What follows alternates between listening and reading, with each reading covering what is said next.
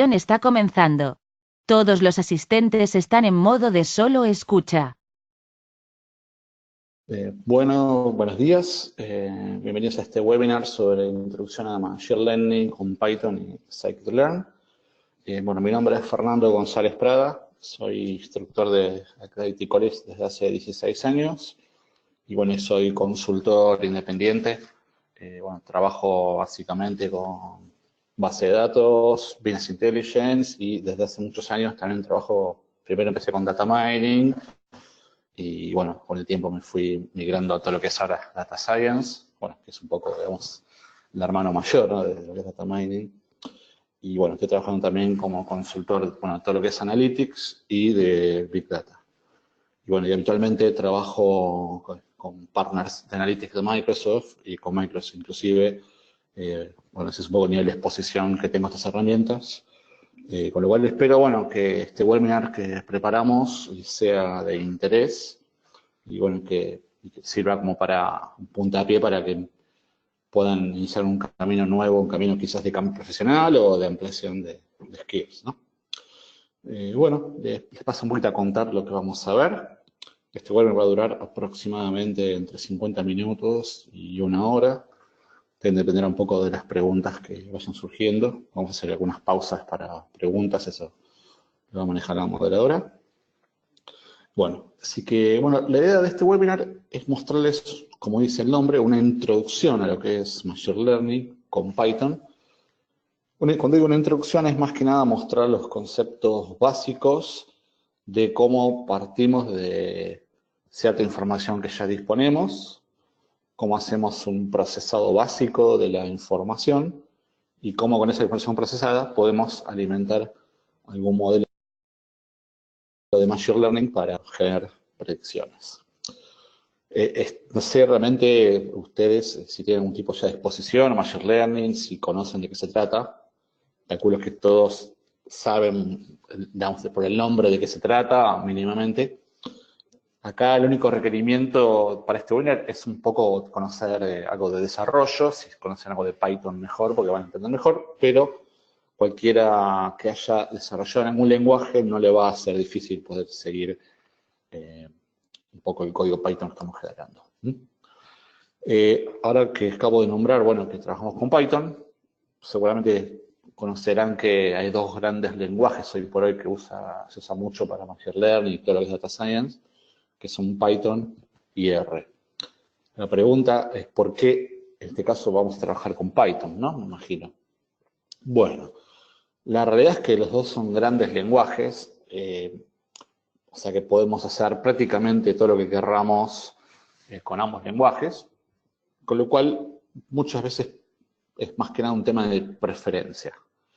Sin embargo, si yo trabajo con los dos lenguajes, si a mí me preguntan, mira, vamos a empezar un proyecto nuevo, o vamos a empezar a hacer data science en la empresa, ¿para qué lado voy? ¿Para R o para Python?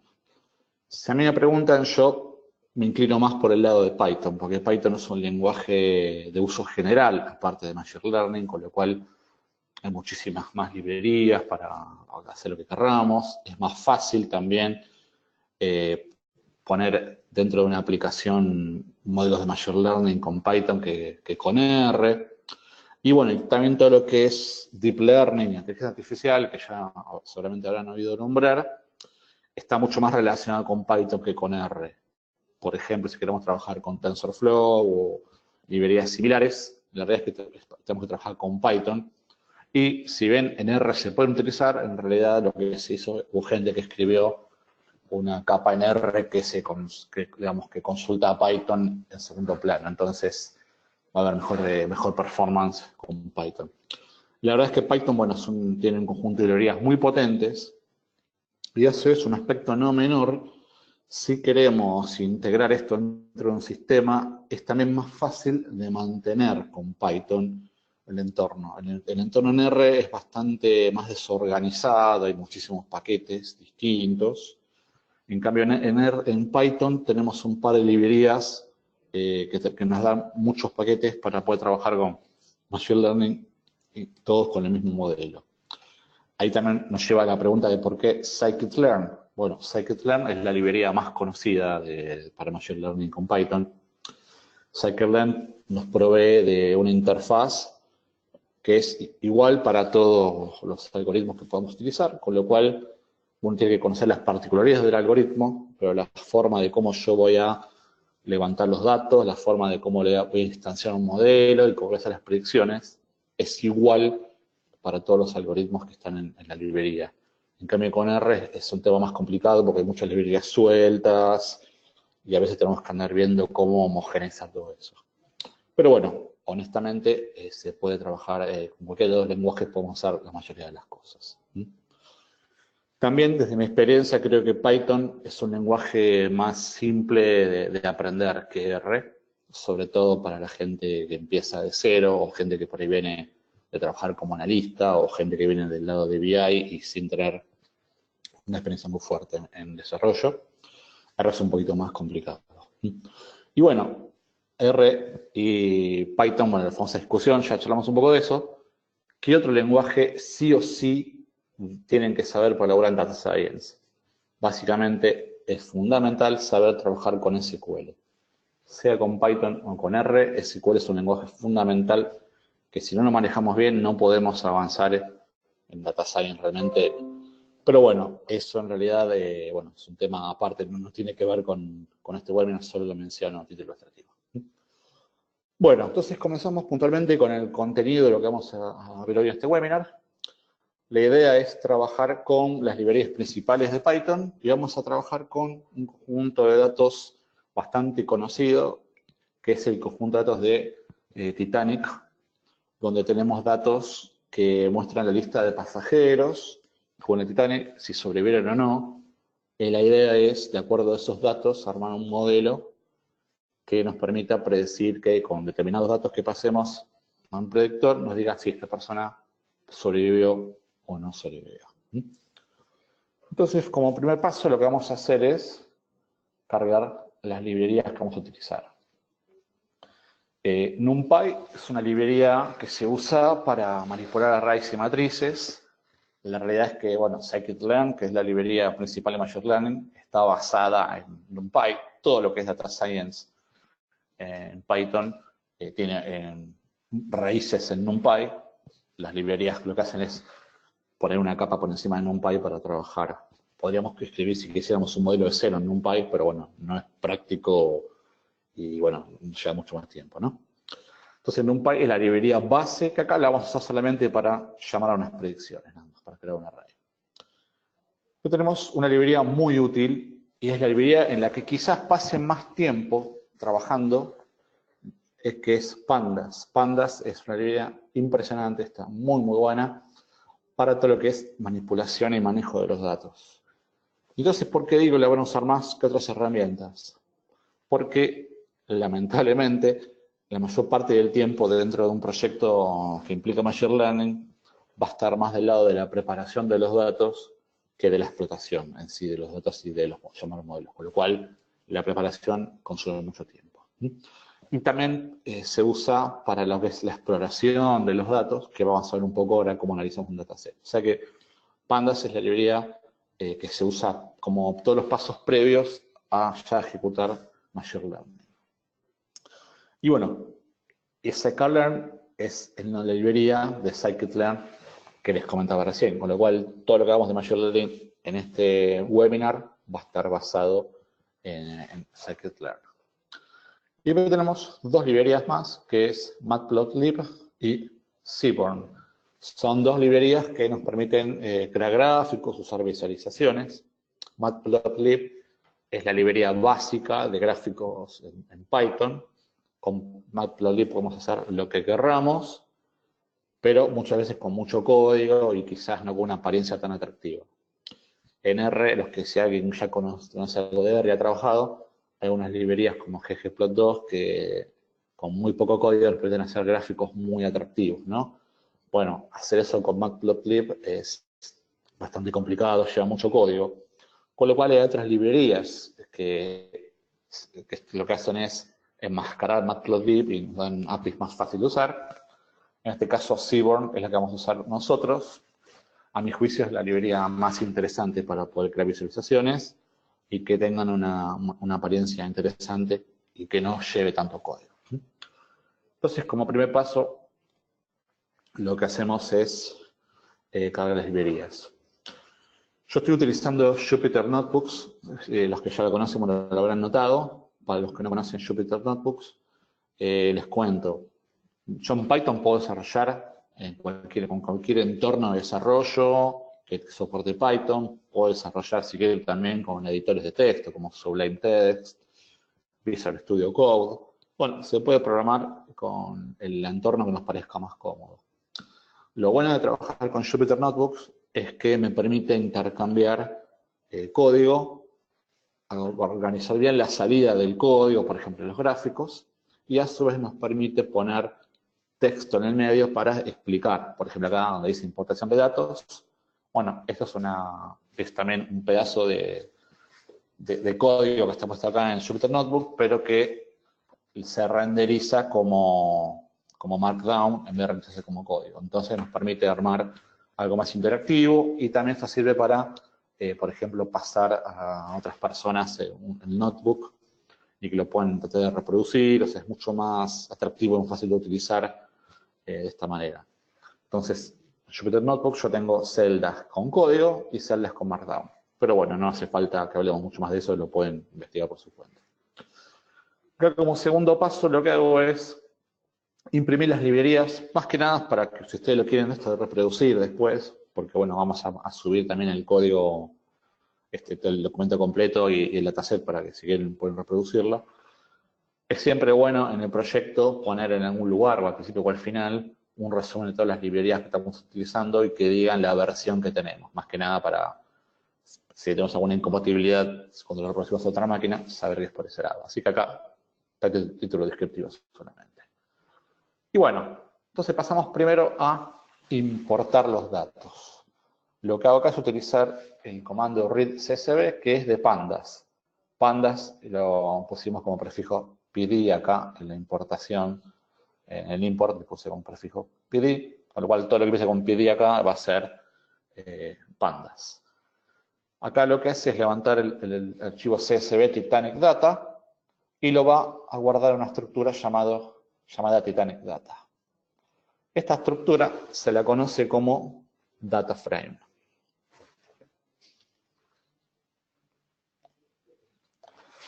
El data frame es una estructura que, para los que ya han trabajado, por ejemplo, con Excel o con archivos planos, es una estructura tabular que básicamente contiene columnas y filas. Y cuando llamo acá al comando con print, se llama la propiedad shape, lo que hace shape es mostrarme la cantidad de filas y de columnas que tiene el data frame. El data frame va a ser la estructura que vamos a usar para manipular los datos en pandas. Este 891 me está diciendo que esta es la cantidad de filas que tiene el data frame y que tiene 12 columnas. Ahora, esta estructura, ¿qué tiene internamente? Bueno, vamos a dar una pequeña inspección. Vamos a ver las primeras 10 filas con head y un número. Lo que hacemos es pedirle a pandas que me muestre los primeros 10 registros o filas del data frame. Y bueno, acá tenemos una primera preview. Acá acostadito van a ver, es una columna que dice de 0 a 9 con negrita. Esto es el índice del data frame. Por el momento no lo vamos a utilizar, así que ignórenlo. Y tenemos varias columnas acá. La que más nos interesa es survive, que me indica con 0 y 1 si el pasajero sobrevivió o no al naufragio del Titanic. Si tiene 0 es porque no sobrevivió, si tiene 1 es porque sobrevivió.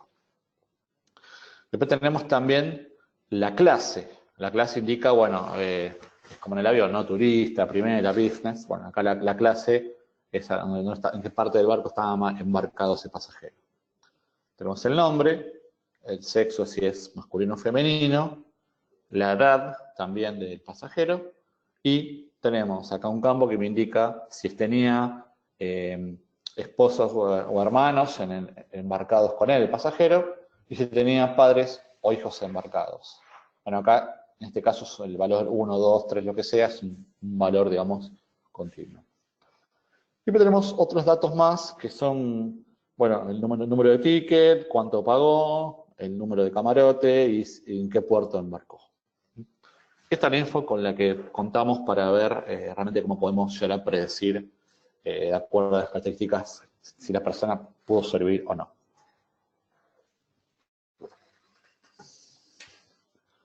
Entonces, como yo tengo que estar acá estimando si la persona sobrevivió o no, este modelo de predicción va a ser un modelo de clasificación. ¿Por qué? Porque en realidad lo que estamos haciendo es tratar de clasificar a los datos que tenemos de acuerdo a una o más categorías.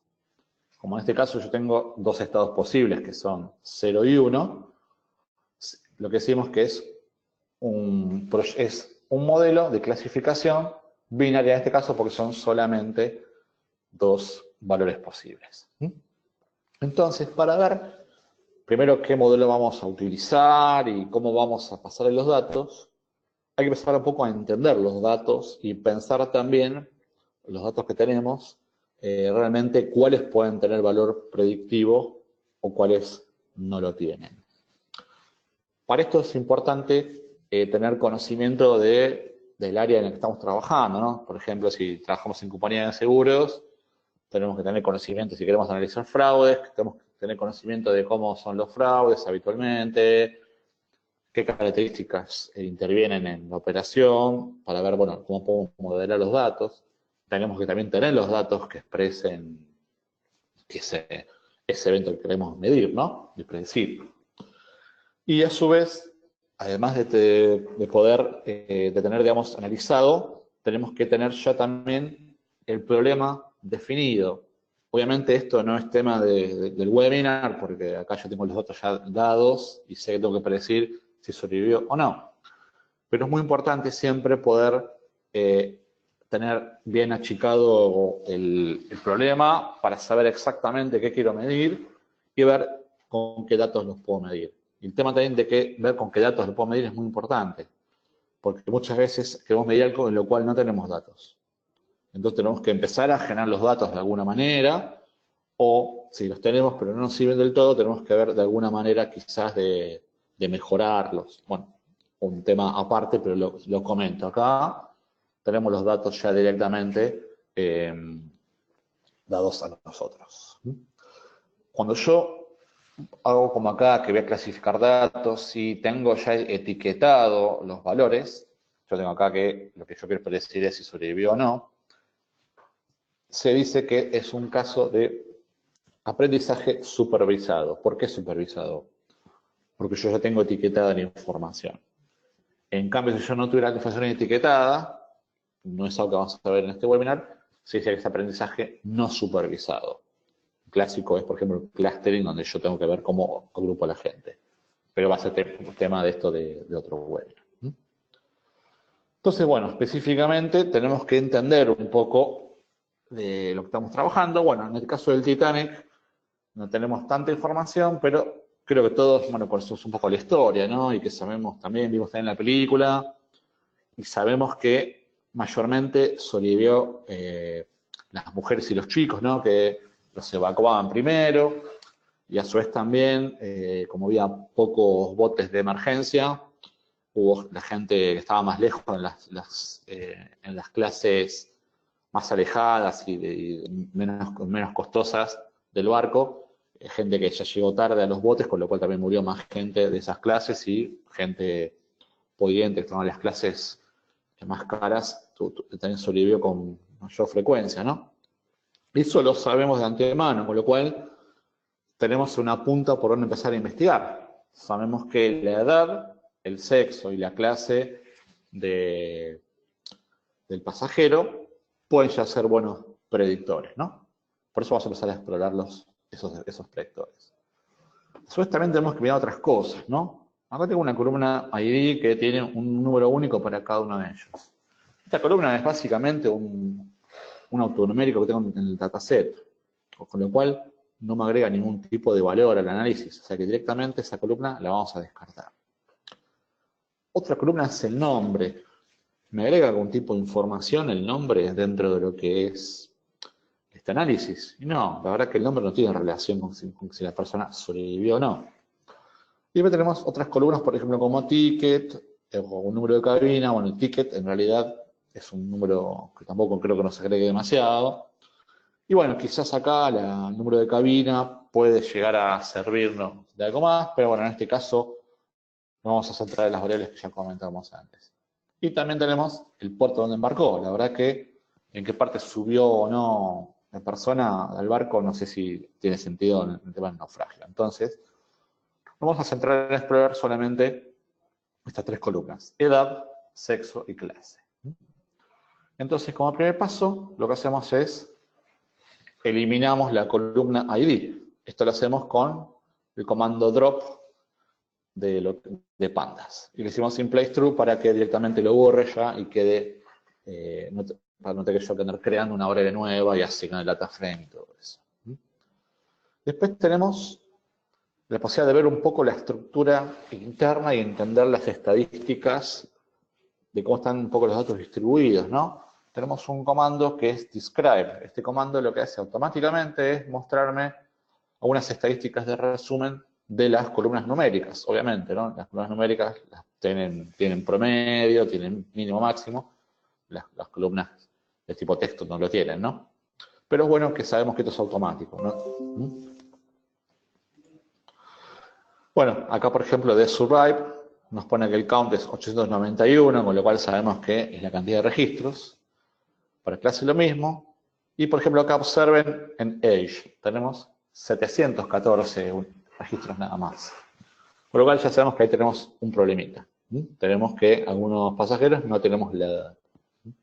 Bueno, bienvenidos a los problemas de datos que tenemos para poder hacer data science. Acá son problemas menores, es chiquito, lo vamos a solucionar fácil, pero cuando se les decía de entrada que uno pierde mucho tiempo armando los datos, bueno, acá van a ver que en la práctica hay mucho trabajo para imputar los datos, ver los faltantes, cómo los manejo, ver también si hay valores extremos, bueno, ese tipo de cosas que, bueno, que en la práctica nos van a llevar a eso. También podemos ver la media, el desvío estándar, mínimo y máximo. Así que con esto, bueno, nos permite darnos un pequeño panorama de cómo están los datos distribuidos. En principio, mirando estos datos, vemos como que los valores tienen una cierta lógica, no hay grandes dispersiones. También es bueno ver todos los tipos de datos, todas las columnas. Bueno, tenemos que la mayoría de las columnas numéricas son de tipo entero 64 bits. Y después tenemos varias columnas que dicen tipo object. Bueno, ¿por qué dicen object en vez de decir texto? Bueno, porque internamente el data frame está creado con arrays en NumPy. Entonces el array está creado con el tipo object, que bueno, puede recibir cualquier tipo de valor. Y también, bueno, empezamos ahora a analizar lo que es el campo sex. Yo dije campo sex, ¿no? Puedo decir campo, puedo decir columna, puedo decir atributo. La palabra exacta en Machine Learning es feature. Pero vamos a usarlo igual los términos intercambiadamente. Pero feature es o característica sería la palabra usada habitualmente en la bibliografía. Y en todo lo que sea, en todos por ahí los tutoriales que encuentren online y todo eso. Entonces acá directamente, cuando consulto con el comando value counts, lo que hace acá es mostrarme pandas, que para esta columna sex tengo dos valores solamente, male y female, con estas cantidades. Value counts me está mostrando la cantidad de valores únicos que tenemos. Y a su vez también podemos hacer una pequeña visualización de cómo están los datos distribuidos. Tenemos en pandas el comando pivot table, que es muy versátil, nos sirve para armar agrupaciones. De hecho, yo puedo incluso hasta replicar de alguna manera las tablas dinámicas de Excel con las tablas de pivot tables, con este mecanismo, pero bueno, es un tema que lo vamos a ver en otro webinar dentro de unas semanas. Entonces acá con el campo sex directamente genera una pivot table porque quiero ver la distribución de los valores, quiero ver cómo están los valores distribuidos.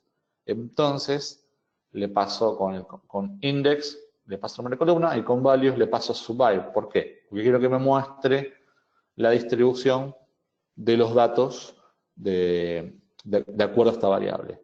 Entonces, ¿qué me está diciendo acá?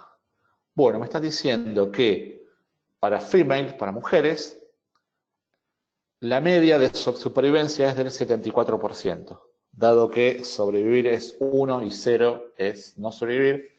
Esto estaría significando que, bueno, que el 74% de las mujeres sobrevivieron. Por el contrario, con male tenemos 18.8. Con lo cual, claramente, vemos que el sexo femenino tuvo muchas más chances de sobrevivir. O sea que, bueno, vamos viendo de que realmente puede ser un predictor potente. Y como siempre, qué mejor que esta información verla con un gráfico también, ¿no? Qué mejor dimensión. Usando la misma pivot que creé recién, puedo hacer un gráfico de barra que, bueno, me muestra acá cómo están los valores distribuidos. Y ahora seguimos con otra variable. Vimos también que la clase, ¿no? Dijimos que podía ser un predictor importante. Bueno, veamos. Acá vemos que tenemos 3 clases y que la media de esta clase es 0.63, de la clase 1, de la clase 2, 0.47 y de la clase 3, 0.24. Claramente vemos que los de la clase 1 sobrevivieron en su mayoría, de la clase 2 estuvieron en el medio, es lo de la clase 3, bueno, es lo que tuvieron la peor suerte, ¿no? Básicamente sobrevivió 1 de cada 4. Entonces, bueno, esto es una forma de empezar a confirmar que los datos, que la idea que teníamos de dominio es correcta, y bueno, ya vamos viendo algunos predictores potenciales. En este ejemplo, que es un dataset chiquito para ver en 1 hora en un webinar, es suficiente. En la práctica nos podemos encontrar con dataset con muchas columnas y bueno, todo este trabajo nos puede llevar bastantes horas de trabajo, ¿no? Bueno, vale la aclaración. Y también ahora dijimos que queríamos ver la columna Age, ¿no? Que a ver si era un buen predictor. Veamos las estadísticas de la columna. Y bueno, fíjense en que hay una mayor dispersión. La media es 29, mínimo 0,42, con lo cual estamos hablando de una edad de menor de 1 año, máximo 80. Y acá, ¿qué pasa? Yo antes tenía en clase 1, 2, 3, y tenía acá en 2 categorías solamente en sexo. Acá tengo múltiples valores. Acá tenemos que tener una distinción. Cuando trabajamos con Data Science, solemos dividir los datos entre lo que son categóricos y datos numéricos continuos. Bueno, los categóricos son datos que yo tengo puntualmente n cantidad de posibilidades. Por ejemplo, acá tengo 3 clases. En cambio, los continuos son datos donde tengo infinitas posibilidades. Bueno, la edad, si bien la edad no es infinita, ¿no? Porque no hay una persona con 1000 años, sabemos que en sí podemos tener múltiples valores e incluso podemos tener valores con decimales, en este caso, ¿no? Es porque, bueno, se consideran los meses, ¿no? Entonces, ¿qué pasa si yo esto lo quiero hacer una pivot table para ver la media? Bueno, veamos que ya acá se complica el tema, ¿no? Tenemos que 1 con 0,42, 1 con 71, y bueno, así sucesivamente tenemos un montón de registros. Con lo cual, claramente, así como está esta funcionalidad, mucho no nos dice, ¿no? Entonces, veamos también un poco más la distribución. ¿Qué vamos a hacer acá? Tenemos acá, lo que hago acá es crear un gráfico llamado como boxplot o gráfico de caja, que me muestra un poco la distribución de los valores. Esto, bueno, es un tema de análisis estadístico que no vamos a ahondar demasiado en este caso, pero básicamente, ¿qué me está mostrando? Que yo tengo que el gran conjunto de las edades están entre 20 y 40 años, ¿no? Y acá tengo una caja para Survive 0, o sea, las personas que no sobrevivieron. Bueno, vemos que la mayoría están entre 20 y 40. Pero también hay algunas personas que murieron, perdón, de muy baja edad y otras de mayor edad. Y también tenemos acá algunos valores extremos que, bueno, de personas que están muy por fuera del promedio. Entonces me muestra esto que, bueno, tengo los datos bastante concentrados, pero algunos valores extremos. Y para lo que es survived igual a 1, o sea, personas que sobrevivieron, vemos que la distribución es similar, el ancho es similar, aunque está un poquito desplazada hacia abajo, ¿no? Tenemos un poquito debajo de 20 y un poquito debajo de 40. O sea que vemos que en principio son un poquito más jóvenes y que no tenemos tanto valores extremos. Esta es una forma un poco más en profundidad de ver cómo están distribuidos los datos. Si yo tuviera acá que las dos categorías son muy distintas, la representación, tendría que tener algunas medidas como para transformar los datos o ver realmente qué algoritmo nos puede funcionar mejor. En este caso, vemos que la distribución es pareja, no tenemos que tomar demasiadas medidas, no vamos a hacer demasiado. Pero bueno, ¿qué sí podemos hacer para mejorar el poder predictivo? La realidad es que ver que una persona tiene 70 años y medio o tiene 65, mucho no me dice. A mí me interesa en realidad más que nada saber en qué rango de edad está, como para poder entender si la edad tiene alguna relación, ¿no? Entonces, lo que vamos a hacer es generar una agrupación para ver un poquito cómo podemos mejorar cómo podemos armar información que sea más fácil de utilizar para el motor, para lo que es el modelo. Acá también tengo la posibilidad de crear un histograma que me permite ver la cantidad, la frecuencia de valores. Acá también la idea fue, en este gráfico, los que están acá en rojo son las personas que sobrevivieron, que es la cantidad de personas que sobrevivieron por edad, y las que están en azul son la cantidad de personas que murieron por edad. Viendo a simple vista, fíjense en que tenemos en las edades bajas, tenemos muchas más personas que sobrevivieron que las que murieron, lo cual se condice también con lo que decíamos de que los chicos se fueron evacuados primero con las madres. Y a su vez los picos donde más gente murió fueron también en las edades de 20 hacia arriba, ¿no? Entonces acá, donde los gráficos se superponen y tenemos que el azul es más alto que, para cada edad, es más alto que el rojo, vemos que hubo más gente que murió que la que sobrevivió. Acá en el caso del rojo es al revés, ¿no? Sobrevivió más gente que la que murió a esa edad. Entonces, vamos a hacer lo siguiente. Vamos a crear unos grupos de edades, unos rangos, para poder ver que la información se agrupa de manera más simple y que tenga mayor valor descriptivo, ¿no? Vamos a crear un rango para infantes de 0 a 5 años, chicos de 5 a 12, adolescentes de 12 a 18, adultos jóvenes de 18 a 35, adultos de 35 a 60 y senior de 60 a 100. Y también tenemos acá, fíjense, en NA. NA es una sigla muy utilizada, que es de Not Available, es porque el dato falta, no está. En este caso vamos a ponerle directamente, vamos a incluirlos como -1 en el rango, como para poder distinguirlos, pero nada más que para eso, por el hecho de manejarlo, porque tenemos acá datos faltantes. Los datos faltantes en este caso no le vamos a dar tanta importancia, pero muchas veces tenemos que tratar de entender por qué falta el dato, tenemos que ver si hay algún patrón por el cual falta. A veces pasa que yo integro información de varios sistemas para generar el conjunto de información para utilizar para más data science, y quizás tengo datos que faltan más en un sistema que en otro, y bueno, hay un patrón, tengo que ver cómo manejarlo. Bueno, sepan que hay todo un área de estudio relacionado a qué hacer con los datos faltantes. En este caso simplemente lo vamos a transformar en -1 y nada más. Entonces, ¿cómo vamos a hacer esto? Lo que voy a hacer es crear un campo nuevo que sea con un rango de edad, y en el modelo vamos a usar ese campo en vez de usar el campo original con el dato continuo. Entonces, lo que hacemos es utilizar una función que se llama cut, de pandas, o sea, cortar. Y esta función lo que me sirve es para que yo le pase los puntos, los valores a los que yo quiero utilizar como principio y fin de los rangos, y a su vez le puedo poner a esos rangos etiquetas para que la información me aparezca con los nombres que yo quiero. Entonces, creamos una función, se llama grupar edad, que va a recibir data frame que le vamos a pasar y que va a recibir los puntos de corte que vamos a utilizar para los datos y las etiquetas que queremos poner en esos rangos.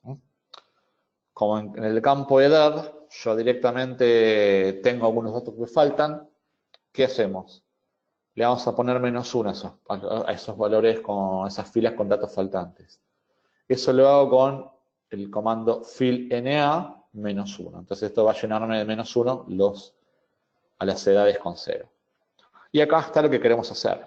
Directamente creo un campo nuevo en el data frame llamado ageRange y con la función cat que les comentaba recién, lo que hacemos es al campo edad aplicarle los puntos y las etiquetas.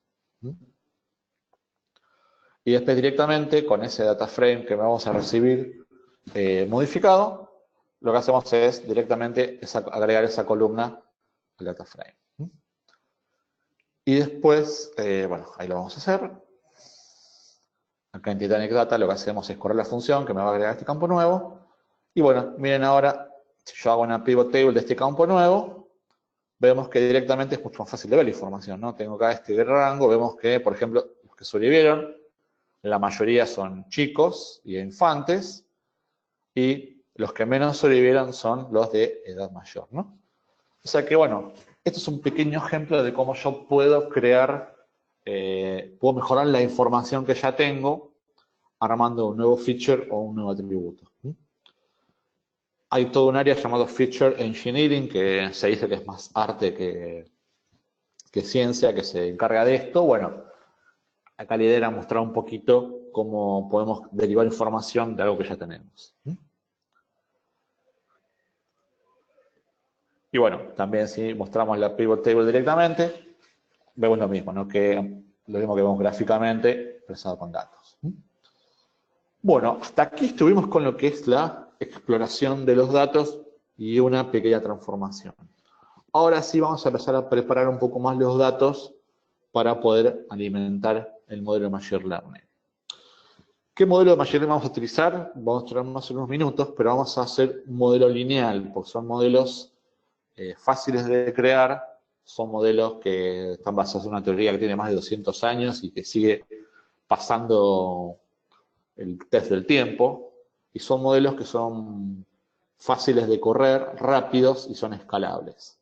Por lo general siempre deberíamos probar con los modelos lineales antes de otros modelos más complejos. Cuando vemos que los modelos lineales no funcionan, ahí sí pensaríamos en modelos más complejos. En este caso, como me interesa mostrar la metodología, vamos a probar solamente con un modelo lineal de regresión logística, para hacerlo de punta a punta. Una vez que muestro este mecanismo, después hacerlo con otros modelos, con otros algoritmos, no cambia demasiado. El mecanismo es este, básicamente.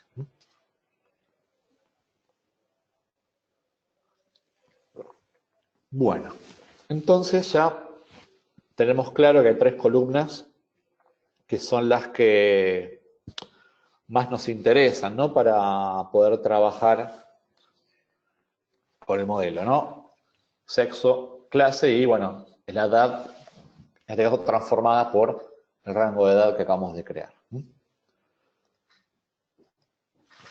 Si miramos acá la cantidad de clases, vemos que tenemos 3 valores posibles. Acá vemos que es un valor numérico, pero en este caso si fuera un valor, en vez de un valor numérico, fuera un valor tipo, no sé, clase 1, clase 2, clase 3, sería lo mismo. Básicamente, este número en sí no me dice nada. La edad de un número me dice algo, ¿no? Una persona de 20 años tiene el doble de edad que una de 10. Acá, estos números no me dicen nada. Básicamente, no puedo decir que la clase 1 es la mitad de la clase 2, ni que la clase 3 es el triple de la clase 1, ¿no? No tiene ningún tipo de valor descriptivo. Entonces acá, estos números en sí para mí no son números, son categorías, es un dato categórico. ¿Qué problema tenemos con los datos categóricos cuando vamos a representar un algoritmo, vamos a armar un modelo con un algoritmo? Tenemos el tema de que muchos algoritmos no soportan datos categóricos, solo soportan datos numéricos. De hecho, la mayoría de los algoritmos trabajan solo con datos numéricos. Entonces, yo no puedo trabajar con este campo clase así como viene, tengo que modificarlo, trabajarlo de otra manera. Entonces, ¿qué podemos hacer para manejar esta situación? Bueno, hacemos lo que se conoce como crear variables dummy.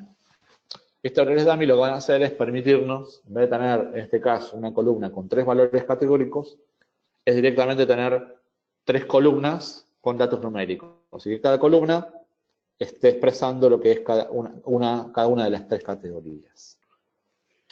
Suena por ahí así medio difícil a simple vista, pero vamos a ver que en la práctica no es difícil. Acá yo no voy a modificar nada en este momento, solamente quiero que vean la lógica de lo que les estoy comentando. Acá lo creo un dataframe chiquito con una sola columna, que es la clase, y la vemos. ¿Qué vemos acá? Viendo los primeros 5 registros tengo que 3, 1, 3, 1. Estos son los valores que tiene cada clase.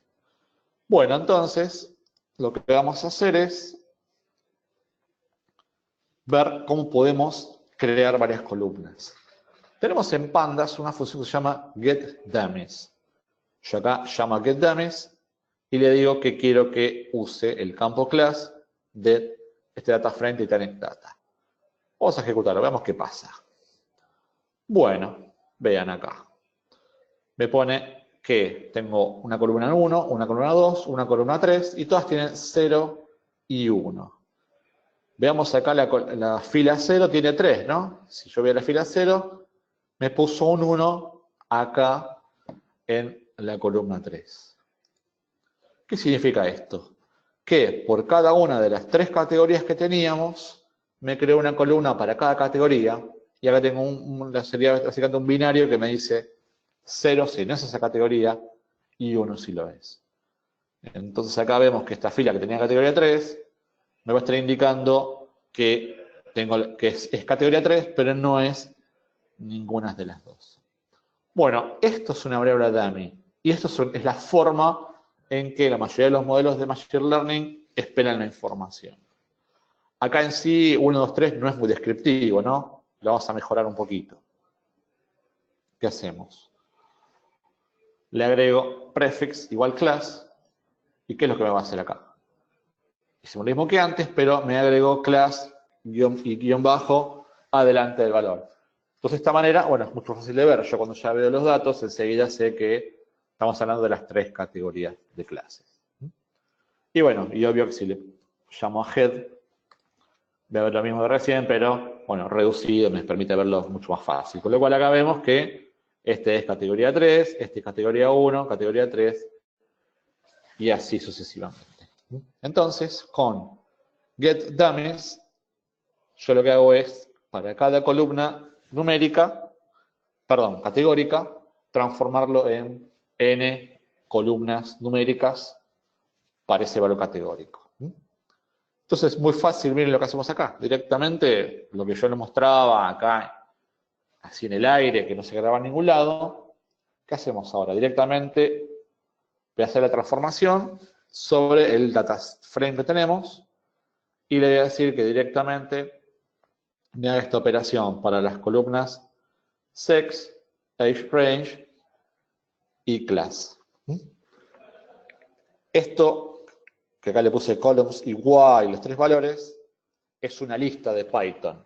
Es una estructura de datos que se usa con mucha frecuencia. Y por último, como el data frame va a ser modificado, con head vamos a tratar de ver las primeras filas para ver cómo quedó. Lo ejecuto y veamos qué pasa. ¿Obtuvimos lo que queríamos? Bueno, efectivamente, acá tengo sex female, age range NA, age range infant, child, sucesivamente. Y también tengo acá clase 1, clase 2, clase 3. Igual fíjense que estos datos anteriores siguen estando, ¿no? La edad está acá, el sex también, y bueno. Igual todo eso, por el momento mucho no me preocupa. Yo solo me preocupo por crear los nuevos columnas. Y bueno, si queremos verificarlo de manera más fácil también, llamamos acá propiedades de columns, y acá me muestra en una lista todas las columnas que tengo en este momento. Entonces, bueno, con esto ya lo que hicimos fue modificar los datos originales para, primero, bueno, agrupamos la edad y segundo, tenemos ahora todos los datos que nos interesan en columnas numéricas. Ahora, yo agregué columnas así libremente, ¿no? Lo cual está bárbaro porque agrego valor predictivo, ¿no? Cada columna que yo puedo agregar, la idea es que genere valor predictivo. ¿Qué pasa con las otras columnas? Bueno, acá vemos que name, la edad que ya le transformé, el ticket, son todas columnas que no las vamos a utilizar por el momento. Entonces, ¿qué hacemos con esto? Bueno, las columnas que no vamos a utilizar hay que excluirlas por dos motivos. Uno, porque no se van a usar, con lo cual no tiene sentido cargar más a Python, darle más carga de trabajo para que haga todo el análisis, ¿no? Para que haga todo el armado del modelo. Y segundo, estos datos tampoco, como al no ser, si yo acá dejo age, al ser numérico lo va a tomar, no va a agregar mayor información, pero acá, al ser datos de texto, son categóricos, también va a haber un error. Entonces directamente esos campos los excluyo. La idea es siempre quedarme solamente con las columnas que van a tener valor predictivo. El resto de las columnas las ignoro. Tengo dos opciones, o puedo borrar las columnas que no quiero, o puedo seleccionar en otro data frame las columnas que sí me interesan. En realidad acá ahora vamos a ver que vamos a dar una lista con las columnas que queremos y vamos a pasar el modelo sobre esas columnas. Este es un tema muy, muy importante, porque acá tenemos un dataset chiquito, un data frame de pocas filas, no es problema, pero en la práctica vamos a tener muchas veces conjuntos de datos mucho más grandes, con lo cual, más grande el conjunto de datos, más recursos va a consumir en el momento de procesarse, ¿no? No es extraño que tengamos modelos que tarden horas y hasta días en procesarse. Ahí ya entramos en situaciones, bueno, más allá de lo que estamos viendo, que agregan complejidad, que tenemos que poder trabajar con un cluster, algo de eso, pero, bueno, sepan que existe el problema, no es este caso lo que va a pasar acá, ¿no? Y un detalle importante, tanto Python como R también trabajan en memoria. Toda la información que yo estoy creando acá, este data frame, está en la memoria, en este caso de mi computadora. Entonces, tenemos que manejar información que pueda entrar en la memoria del equipo que estamos trabajando. Un tema muy importante a tener en cuenta. Con lo cual, muchas veces en las empresas, mucha gente trabaja en sus desktops y enseguida encuentra un límite de memoria, ¿no?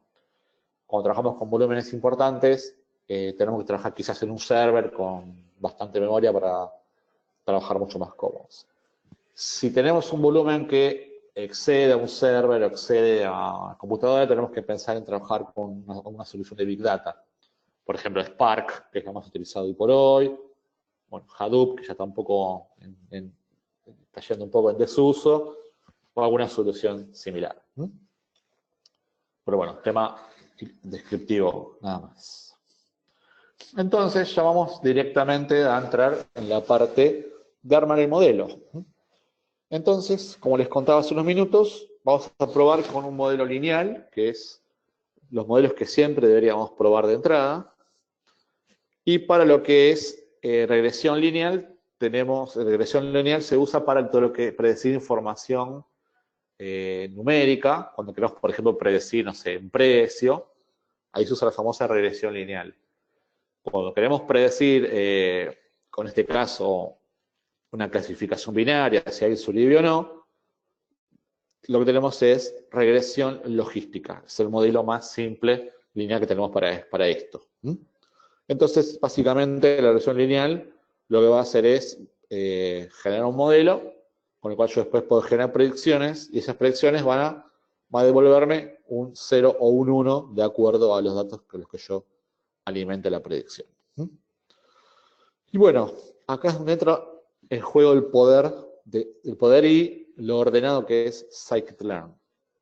Como yo les contaba que en R esto es más caótico, acá es mucho más prolijo. Para trabajar con scikit-learn, más allá de que trabajamos con este algoritmo simple o trabajar con un algoritmo de árbol mucho más complejo, tenemos siempre unos 4 pasos a seguir. Primero vamos a crear una instancia del tipo de algoritmo que queremos utilizar. En la jerga de scikit-learn se lo llama clasificador al algoritmo que vamos a utilizar. Como acá vamos a trabajar con regresión logística, vamos a llamar al clasificador o classifier llamado Logistic Regression. Después del clasificador tenemos que aplicar el modelo, que básicamente es pasarle los datos que queremos pasarle como alimento y entrenar el modelo. Cuando hago entrenar, ¿por qué digo que se llama entrenar? Es porque el modelo aprende de los datos que les pasamos. Y esto lo hace invocando al comando fit. En este comando es donde yo le voy a pasar los datos. Y bueno, y un detalle importante, que en R es distinto que en Python. Vieron que yo tenía recién todo el conjunto de datos con todas las variables que describen a cada pasajero y a su vez también la columna que decía 0 y 1 si sobrevivió. Bueno, scikit-learn en realidad espera que toda esa información esté separada en dos partes. Que yo por un lado le pase las columnas a analizar o también conocidas como features o predictores y por otro lado quiere otro archivo que tenga solamente la columna que tiene la clasificación. O sea, en este caso sería el survive 0 y 1. Bueno, y obviamente espera que esos dos conjuntos de datos tengan la misma cantidad de filas y la fila 4 del que tiene los predictores va a ser equivalente, su predicción va a estar en la fila 4 del otro archivo que tiene directamente la predicción. Entonces, básicamente, esto es un tema de nomenclatura, aunque no es estricto, se suele utilizar en toda la bibliografía y en todos los sitios como parámetro la X mayúscula para referirnos al archivo que tiene los inputs o atributos a analizar. Y una Y minúscula se usa como denominación para la columna que tenemos con el atributo, digamos, a predecir. Entonces yo alimento el modelo con las columnas de origen y con las etiquetas y llamo al método fit.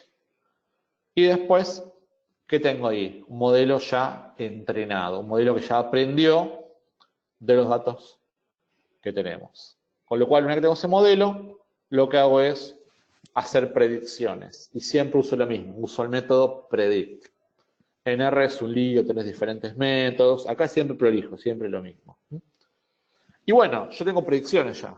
Ahora la pregunta es, ¿esas predicciones son buenas o no son buenas? Bueno, hay que analizar eso. Entonces también el último paso es empezar a entender la exactitud de las predicciones. Este es todo el loop de cómo yo entreno el modelo. Y este es un loop que van a hacer ustedes por primera vez con su primer modelo, como va a ser el mismo loop que van a hacer con modelos muy avanzados dentro de unos años si trabajan con Machine Learning. La diferencia radica en la complejidad que puede tener cada paso en algún momento, ¿no? El tema, por ejemplo, de valorar la exactitud de las predicciones es un tema que con modelos más complejos se torna bastante complicado y hasta tramposo muchas veces. Es un tema que, bueno, cuando vemos Machine Learning inicial, vemos todos los modelos, entendemos cada uno para qué sirve, cuál es mejor, cuál es peor para tal caso. Pero ya cuando hablamos de Machine Learning intermedio, es cuando empezamos a meternos más que nada en el tema de realmente de la precisión que tiene lo que yo estoy armando, cómo puedo hacer lo que sea mejor o peor. Bueno, un tema más profundo. Y a su vez también el tema es que cuando yo llamo modelo, ese modelo yo quiero que sea bueno para predecir. ¿Qué significa? Que cuando yo tengo información nueva, información que el motor nunca lo vio, el algoritmo sea confiable y me pase un valor que yo sepa que es confiable, ¿no? Como dije recién. Cuando uno sabe que el modelo trabaja bien con información nueva, el término que se usa es decir que ese modelo generaliza correctamente. Bueno, eso es un poco el panorama que tenemos una vez que generamos el modelo, ¿no? Entonces, ¿cómo estaríamos entrenando el modelo acá? Bueno, lo que hago primero es lo siguiente. Decíamos que solo quiero trabajar con los datos que me interesan, no las columnas que estamos trabajando.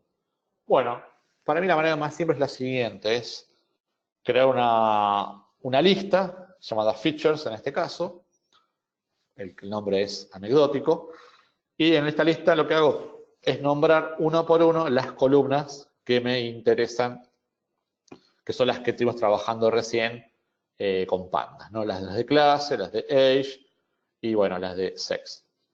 Acá están cargados a manos, pero si yo tengo un dataset con cientos de columnas, bueno, tengo que buscar alguna forma de esta lista generarla dinámicamente. Bueno, acá no se alcanza con esta lista, ¿no? Entonces, creo la lista y bueno, la muestro y veo que la lista contiene estos valores. Entonces ya tengo la lista creada de los predictores que voy a utilizar. Y bueno, ¿qué me queda hacer ahora? Bueno, recién decíamos que yo tengo que entender la precisión del modelo que armé y ver realmente que sea bueno para trabajar con nuevos datos, ¿no? Bueno, la realidad es que los datos nuevos no existen, no se crearon, ¿no? Los datos nuevos van a ser, por ejemplo, no sé, si quiero detectar fraudes, van a ser fraudes nuevos que vayan surgiendo en la operatoria de la actividad. Entonces, como no tengo información futura, tenemos que de alguna manera simular esa información para poder ver que realmente el modelo trabaje correctamente. Entonces, ¿qué se suele hacer en Machine Learning? Es a la información que ya tengo, la separamos en dos partes. Usamos una parte para entrenar los modelos y usamos el resto para probar ahí, en ese pedazo que separo, para probar realmente si el modelo trabaja bien y si el modelo tiene predicciones adecuadas. Yo en este caso acá tengo 891 registros, ¿no? Donde tengo cada pasajero y su estado, si sobrevivió o no. Entonces, ¿qué hacemos en este caso? Vamos a dividir esos 891 registros en dos partes. Una parte va a ser la que vamos a usar para entrenar el algoritmo, con lo cual tiene también la columna de 0 y 1 de sobrevivió. Y vamos a separar otra parte para analizar la precisión. Como esa parte va a seguir teniendo la columna de etiqueta de eso si sobrevivió o no, cuando yo después el modelo entrenado lo use para comprobar con ese conjunto de pruebas, voy a poder comparar si el algoritmo predijo lo mismo que yo tenía en la columna original. Esa es la forma que yo tengo a priori de evaluar si realmente el modelo que armé puede ser bueno en la práctica. Eso es lo más que tengo para poder, digamos, adelantarme. Después, cuando sí se genera información nueva en la actividad, bueno, ahí tenemos que también que ir viendo el modelo cómo trabaja y analizarlo y ver de mantenerlo y de mejorarlo. Cuando digo mantenerlo y mejorarlo, esto es por qué. Porque la realidad es que todo lo que es data science y en particular machine learning es un proceso iterativo. Yo hoy tengo un modelo que funciona bien, bueno, a futuro lo voy a ir mejorando, le voy a ir agregando cosas, pero bueno, ese modelo siempre se puede mejorar.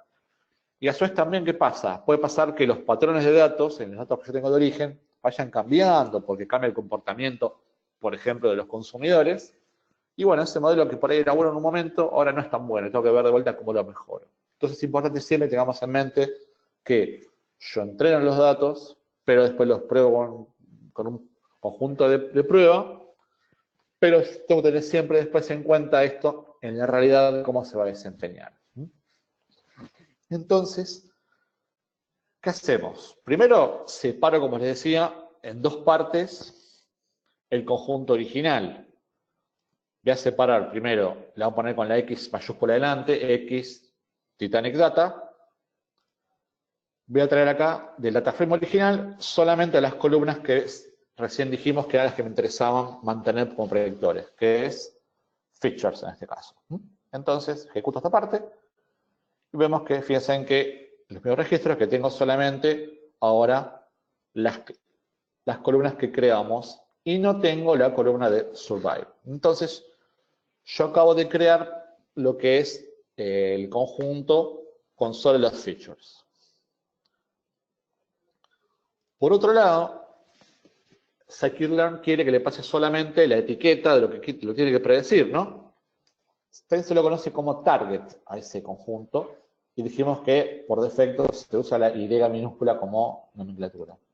Entonces, lo que hago acá es quedarme solamente con la columna survive. Y bueno, viendo los primeros registros vemos que 0, 1, 0, 0. Bueno, acá tengo realmente el valor que tiene cada registro. Y yo les contaba, ya separamos, entonces, por un lado columnas y objetivo. ¿Qué me falta ahora? Como les contaba recién, tenemos que separar una parte para entrenar el modelo y otra parte para probar el modelo. Esos dos conjuntos se llaman training set y testing set.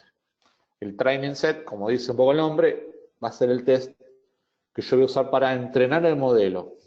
Y el testing set lo voy a usar para comparar al modelo ya entrenado con esos datos reservados y ver la precisión en la predicción. Entonces, esto se hace muy simple con scikit-learn.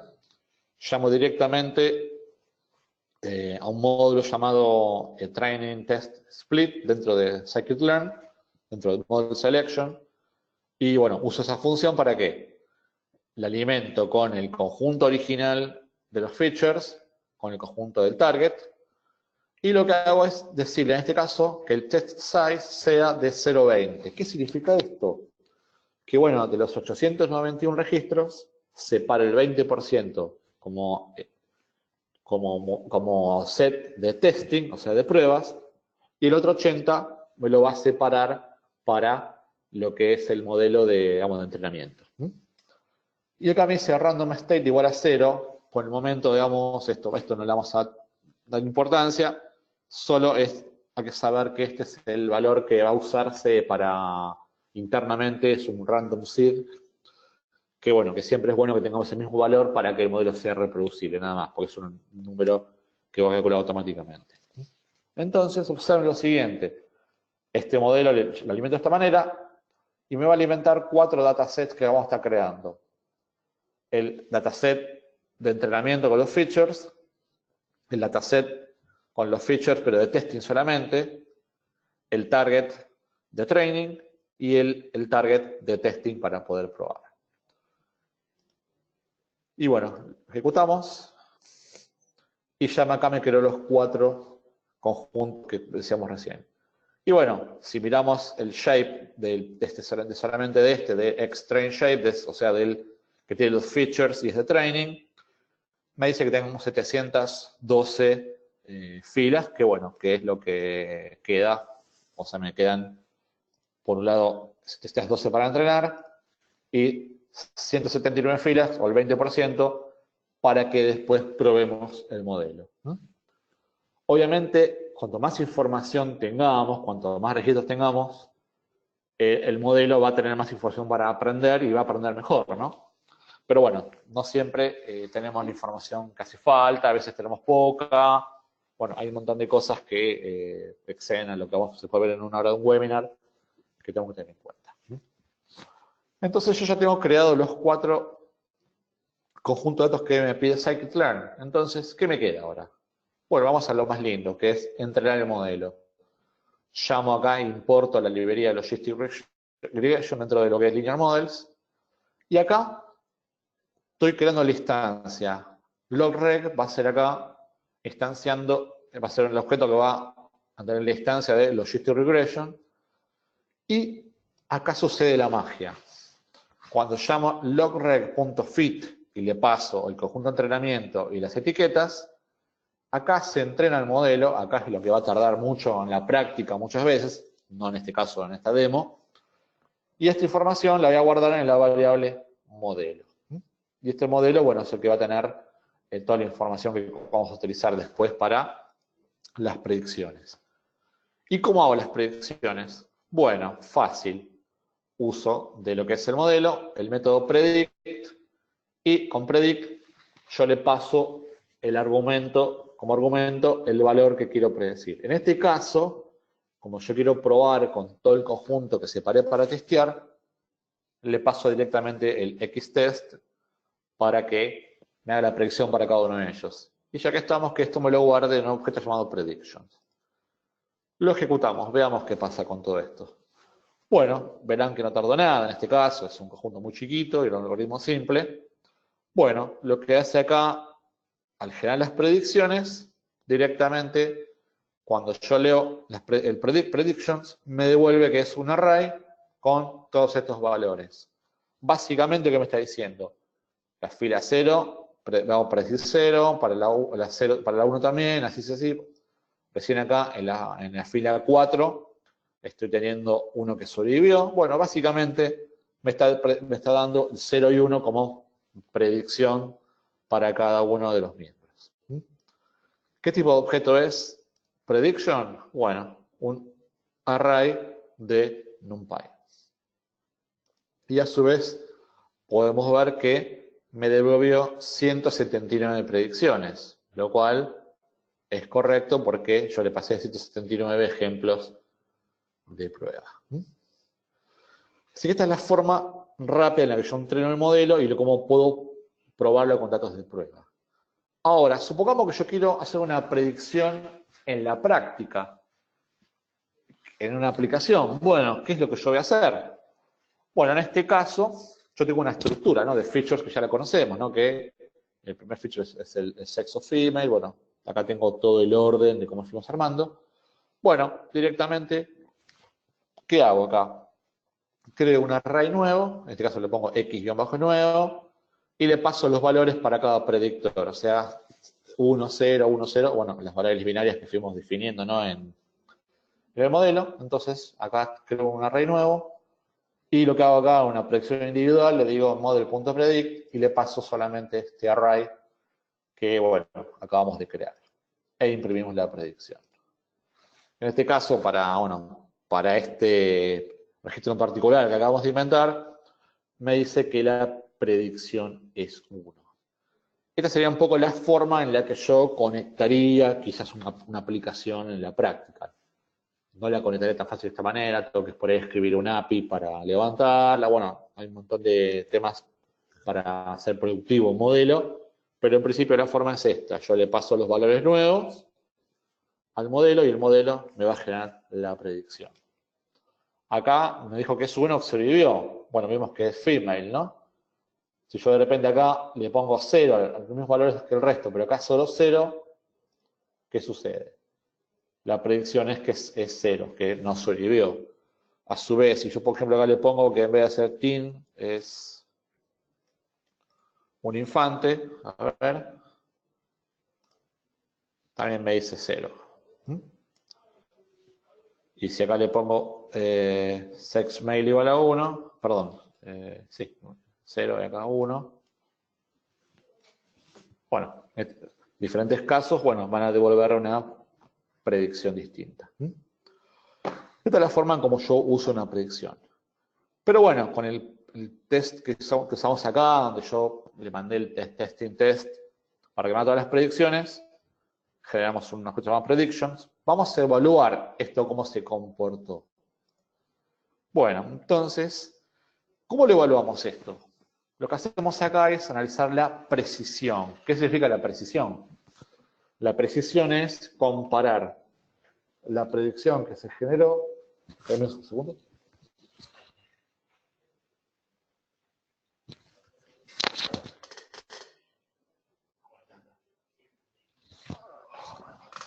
Listo.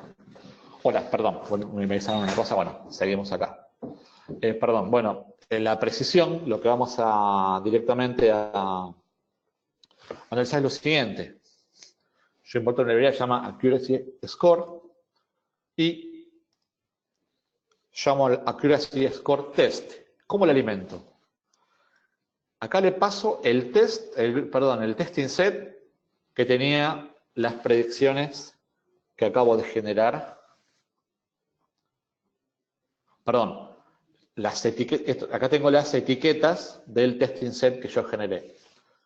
Y le paso las predicciones. Entonces, ¿qué hace acá scikit-learn? Me compara, dice, bueno, bárbaro, a ver, para el fila 1, yo tenía tal valor que conozco y tengo tal predicción. Entonces los vas comparando. Si coinciden, perfecto. Si no coincide, tenemos acá un error. Bueno, lo que hace acá es calcular para todo el conjunto, para los 179 que le pasamos, calcula cómo trabajó. Y me está diciendo que una precisión del 81%. ¿Qué significa 81%? Bueno, básicamente es que de cada 10 predicciones, 8 fueron correctas.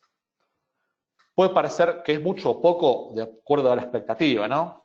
Básicamente siempre se dice de que arriba del 50% estamos ya teniendo, ganamos valor. ¿Por qué? Porque estamos, si yo elijo, tiro al azar, acierto o no acierto, al tener dos posibilidades es 50%, ¿no? Bueno, arriba del 50% siempre estamos ganando información. Un 80% les aseguro que en la práctica suele ser un buen valor que nos permite trabajar con comodidad. Obviamente, dependiendo de la sensibilidad del problema que estemos trabajando, puede ser que tengamos que buscar niveles mucho más precisos, ¿no? Y también hay una realidad, que llegar a una precisión del 80% quizás no sea muy trabajoso, y por ahí pasar del 80 al 90 puede ser que tengamos que trabajar mucho, que tengamos que analizar mucho los datos, ver realmente, probar diferentes modelos, y ni hablar si, por ejemplo, muchas veces si que tenemos un 95% y queremos llegar a un 99%, bueno, puede pasar de que realmente tengamos que invertir mucho trabajo y mucha plata para poder realmente lograr por ahí una precisión tan alta, ¿no? Pero bueno, esta básicamente es la forma de medir la precisión de los datos de prueba con respecto a los datos que yo usé para entrenar el modelo. Y más allá de esta cifra que, bueno, que nos dice que el modelo trabajó bien, hay algo muy interesante que es la matriz de confusión. La matriz de confusión, el Confusion Matrix, que bueno, tiene su propio modulito dentro de Scikit-learn. Para generar la matriz yo hago lo mismo. Llamo a Confusion Matrix y le paso las etiquetas del test de prueba más las predicciones efectuadas. Vuelve un array con la cantidad de predicciones que acertó. Más fácil verlo en un data frame, ¿no? Yo lo pongo en un data frame y acá lo tengo mucho más fácil de observar. Veamos lo siguiente. Esto, las filas, representan los valores que realmente yo tuve en el conjunto de testing. Y las columnas es la predicción que hizo el modelo. Entonces, si en la realidad sobrevivió y el modelo predijo que sobrevivió, estos 96 son realmente valores que el modelo los predijo correctamente. Se lo conoce como un verdadero positivo, o sea que realmente el modelo acertó. A su vez, tengo también que algunos registros que están marcados como que sobrevivió, el modelo predijo que murieron. Bueno, son 14 valores que no están correctos. Bueno, estos 14 valores se los conoce como falso positivo. Y lo inverso, tengo acá que el modelo predijo que murió y el dato dice que murió, tengo 49 que son correctos. Esto es un verdadero negativo. Y por último, tengo que el modelo predijo que sobrevivió, pero el dato dice que murió. Son 20 falsos negativos. Esa es un poco la forma en que clasificamos los datos en un modelo así de clasificación binaria. Y esto de la precisión del 80%, 81% que vimos recién, en realidad la cuenta es muy simple. Vamos a comprobarla. Sumo el verdadero positivo y el verdadero negativo, de 26 y 49, lo divido por la cantidad de datos que había en el testing set, que es la suma de estos 4, y ¿qué me devuelve? 0,81, bla, bla, bla. Exactamente el mismo número. Entonces, la precisión lo que hace es medir realmente la tasa de aciertos dentro del conjunto, bueno, que le pasamos como entrenamiento con el conjunto que pasamos como testing. Bueno, con esto tenemos una forma simple de analizar digamos, de analizar la precisión. Hay otras formas más complejas y que en algunos casos, dependiendo de cómo están distribuidos los datos, son más fiables, que la forma más utilizada se llama validación cruzada o K-fold cross validation, donde se le instruye al modelo a que, en vez de hacer esto directamente sobre el testing set, a que tome diferentes muestras, haga varias validaciones y después me devuelva un promedio. Bueno, es una explicación más compleja, que esto se ve recién cuando uno trabaja ya Machine Learning intermedio hacia avanzado. Pero bueno, se los comento para que sepan que la validación cruzada se usa mucho y es más efectiva todavía que la validación que hicimos recién de la precisión. En este caso, con 10 muestreos que hizo el motor, el modelo, digo motor porque me gusta muchos cursos de base de datos y bueno, hablo motor de la base de datos, entonces como que tengo la palabra repetitiva, ¿no? Pero me refiero al modelo. Acá lo que hago es llamar a la media de los scores que generamos recién. Me dice que la media me da del 0,80.13%. O sea que también vemos que con este método vemos que el modelo ha tenido una buena buen desempeño en este modelo. Después en la práctica esto, bueno, cuando vemos ya los datos más reales, los datos nuevos que no conocemos, esto hay que analizarlo, ¿no? El modelo, por un lado, pudo haber capturado muy bien todo el patrón y trabajar correctamente, pero también pueden pasar dos cosas. Una se conoce como overfitting, que sería como que el modelo se sobreajustó a los datos, que es cuando el modelo me dio mucha precisión, pero en la práctica no anduvo bien. ¿Por qué? Porque estaba muy pensado en estos datos, pero los datos reales no fueron tan parecidos. Yo siempre digo que esto de overfit sería parecido a cuando vos estudiás para un examen, pero estudiás las preguntas de años pasados, te aprendés muy bien las preguntas, pero tienen una pregunta nueva y te rompieron el esquema, no la sabés, porque no aprendiste el concepto, sino la pregunta. El overfit sería un poco eso. El modelo aprendió muy bien sobre esos datos, pero no trabaja muy bien con los datos nuevos. Por otro lado tenemos el underfit, o como que el modelo se subajustó, donde no captó realmente el patrón adecuadamente y bueno, al no obtener el patrón adecuadamente, las predicciones tampoco son muy buenas, ¿no?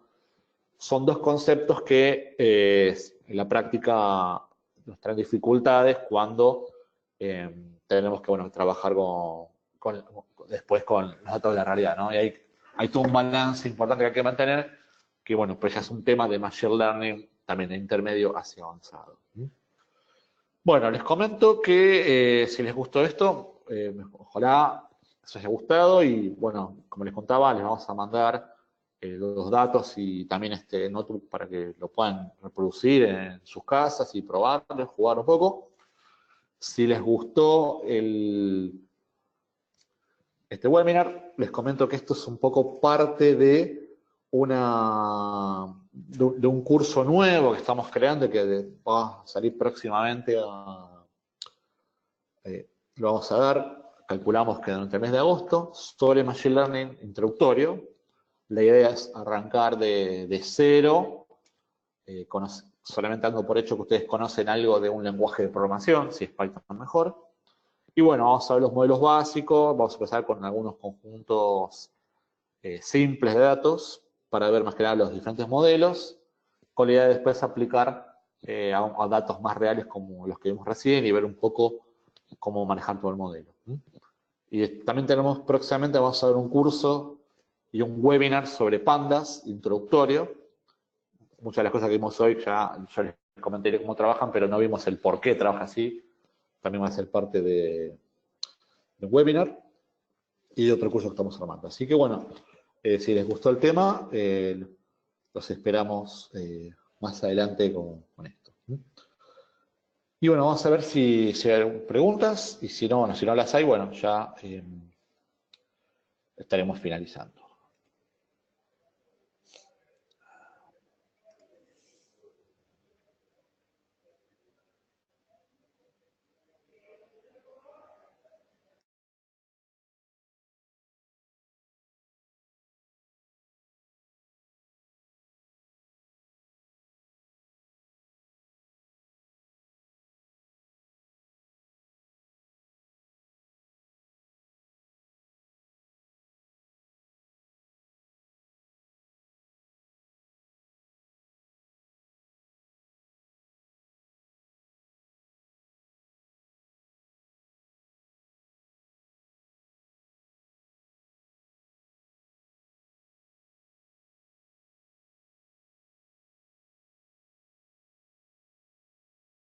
Hola, de vuelta. Por algún motivo que desconozco, las preguntas no me llegaron acá, pero sí les llegó a la modeladora, así que ahora me las van a pasar por otro medio y las charlamos en unos minutos.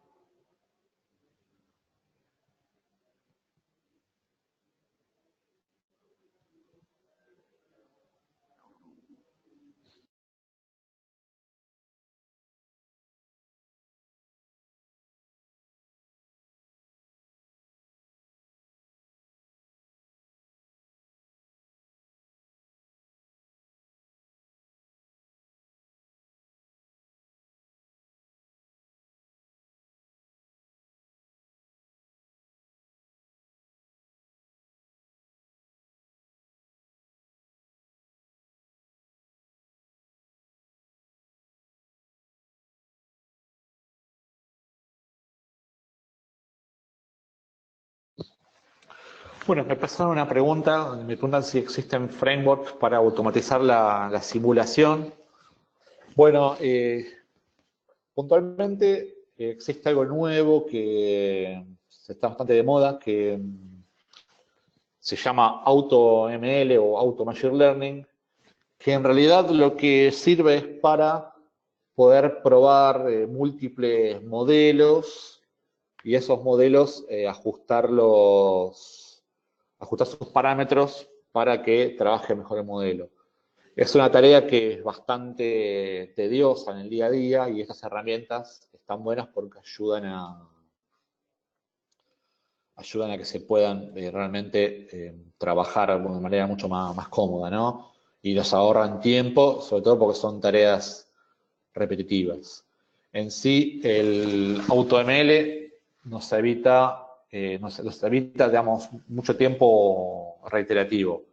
Ahora, no implica esos frameworks que uno le tira un modelo y, bueno, me sale un modelo espectacular y lo implemento enseguida. No, en realidad, esto digamos, siempre tenemos que analizar los datos, conocer de qué se trata y, bueno, sí entender también los diferentes modelos para qué, para qué sirven y en cada caso qué modelo es mejor para cada situación, ¿no? Ese es un poco el tema también que charlamos en el curso que estamos próximo a presentar. En sí, por ejemplo, en Google han desarrollado también algunos modelos que trabajan muy bien, pero también tienen que entrenar muchos modelos de redes neuronales y bueno, eso hace que tarde mucho el procesamiento, para datos muy grandes se complica. Y a su vez también, si queremos embeber esto en una aplicación, también tarda la predicción. Eso es muy importante. Si queremos usar esto en una aplicación que me va a predecir algo sobre un usuario, un cliente en vivo, es muy importante la velocidad de la predicción. A modelos más simples la predicción es más rápida, a modelos más complejos la predicción es muy lenta. Entonces tenemos que ver realmente cómo vas a generar un punto intermedio, ¿no?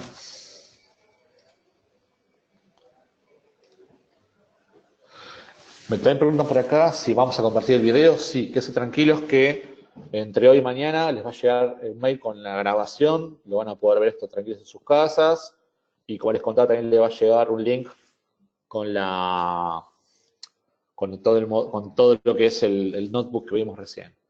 También me preguntan si trabajamos siempre con Jupyter Notebooks. No, en realidad se puede trabajar con script de Python directamente. El tema del notebook sirve muchas veces, es más práctico para analizar información, porque la tengo toda junta la información y veo los gráficos en el medio del código, también para poner notas, pero no necesariamente tengo que hacer eso. Tranquilamente puedo trabajar con script y nada más. De hecho, incluso en la práctica vamos a hacer lo siguiente. En la práctica yo tengo acá el notebook y download as Python y esto me genera un archivo en el cual directamente yo lo que hago es exportar solamente el código Python, todo el resto del markup no se va a utilizar.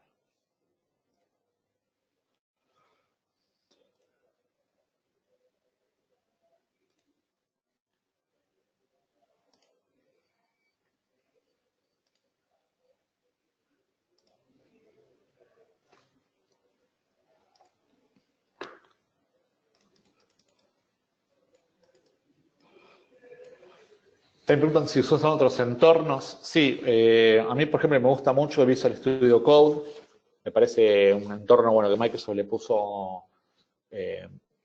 usó mucho todo el feedback de la comunidad para crear funcionalidades, trabaja muy bien. También está muy bueno Spider, que es el entorno de desarrollo que viene gratis con Anaconda. Anaconda es una distribución de Python muy conocida y que está muy buena porque nos permite instalar Python con todas las librerías fácilmente. A veces instalar todas las librerías tiene su complejidad. Y bueno, ¿cómo se llama? Nos permite instalar todo más fácil y salir andando rápido, digamos, ¿no? Y viene integrado también con la, ¿cómo se llama? Con el entorno. Y después también está el de JetBrains, está bueno, pero es parte es pago, algunas funciones son pagas y otras funcionalidades son gratuitas. Yo por lo general me manejo mejor con Spider. Y bueno, y uso más que nada Spider para desarrollar y Jupyter para todo lo que es exploración y para mandar directamente a veces a algún lado que compartir información. Para todo lo que es compartir, Jupyter es lo mejor. De hecho, lo que ustedes van a recibir mañana como link con la presentación se genera de esta manera. Vas a File, downloadas HTML y generas un HTML con todo el código que viste se vio y con todo el resultado.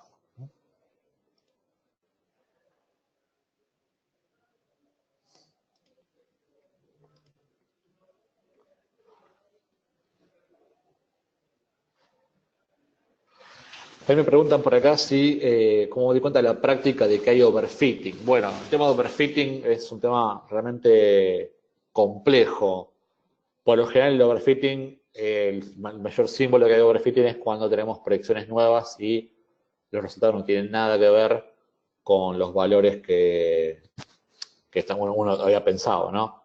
O sea que también es, para lo que son los modelos lineales, por ejemplo, se trabaja mucho con algo llamado regularización, que tenemos regularización rich o lazo, que lo que hacen es achicar el número de variables que hay creadas para poder reducir un poco la varianza de la predicción.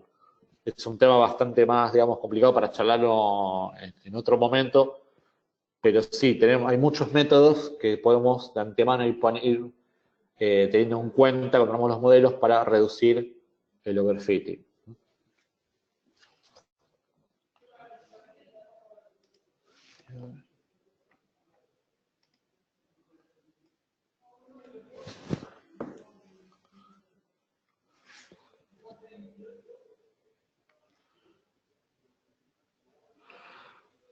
Bueno, y también me preguntan si es mejor utilizar Spider o RStudio.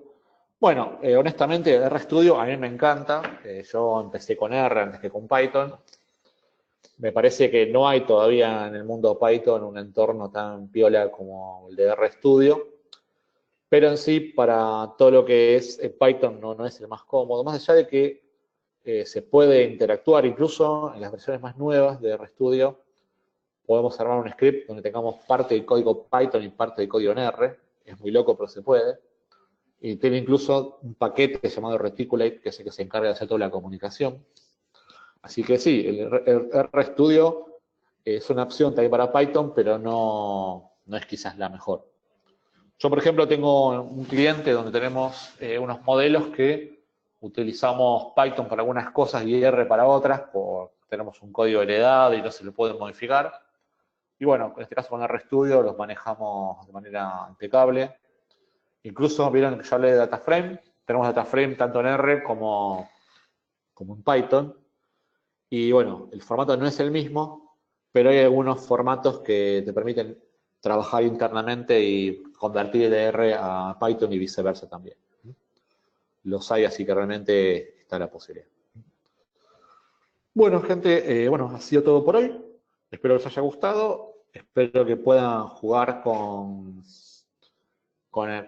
les llegue el link, tanto con la demo como con el file que estuve mostrándoles. Y bueno, y si les gustó, bueno, los esperamos próximamente en otros webinars. Vamos a tener un webinar el 8 de agosto, contaba con Pandas, fue más que nada orientado a gente que viene de Excel. Y bueno, y si no, ya en agosto también los esperamos en la versión, digamos, de curso de esto que acabamos de ver. Bueno, muchas gracias a todos. Nos vemos en la próxima.